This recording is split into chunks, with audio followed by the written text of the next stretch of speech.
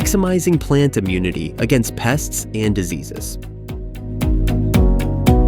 Ang pag-maximize ng plant immunity ay isang konsepto o estratehiya na nakatuon sa pagpapalakas ng natural na resistensya ng mga halaman laban sa peste at sakit.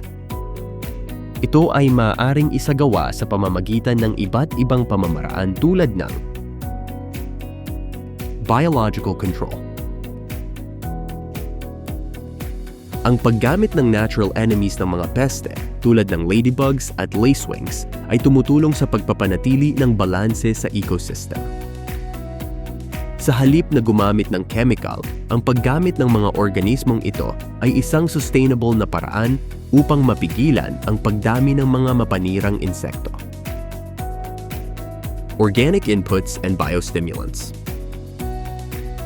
Ang mga biostimulants tulad ng seaweed extract, humic acid at beneficial microbes ay tumutulong sa pagpapalakas ng resistensya ng halaman sa pamamagitan ng pagpapabuti ng root development at nutrient absorption.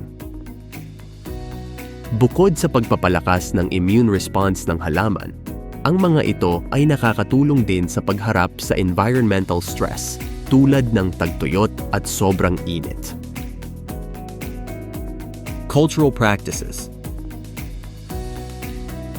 Ang pagsasagawa ng crop rotation at tamang spacing ay nakakatulong sa pagpigil ng mabilis na pagkalat ng sakit dahil binabawasan dito ang posibilidad ng pagdami ng mga pathogen sa lupa.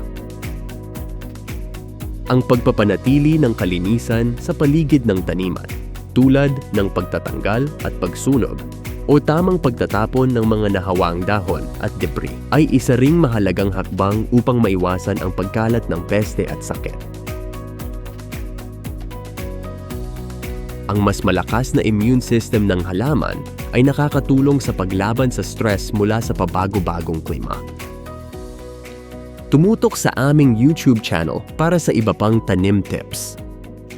Siguraduhing naka-like at follow sa Facebook page ng Bayer Seminist Vegetables by Bayer for more updates.